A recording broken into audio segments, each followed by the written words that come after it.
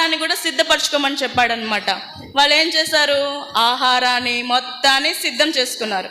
ఇదంతా సిద్ధం చేసుకున్న తర్వాత ఒక వారం తర్వాత ఏమైందంట అంటే, ఇక్కడ ఈ వారం లోపల ఏం జరిగిందంట అంటే, ఆ యొక్క ప్రజలు అందరు చూసి హేళన చేశారంట.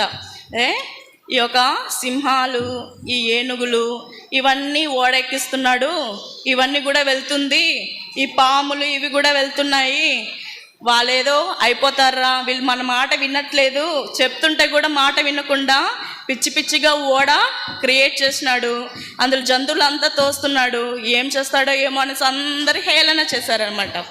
సరే, ఇదంతా అయిపోయిన తర్వాత జంతువులంతా లోపల వెళ్ళిన తర్వాత, ఫ్యామిలీ మెంబర్స్ అంతా లోపల వెళ్ళిన తర్వాత 1 వీక్ తర్వాత సౌండ్స్ నిశ్శబ్దంగా ఉందంట.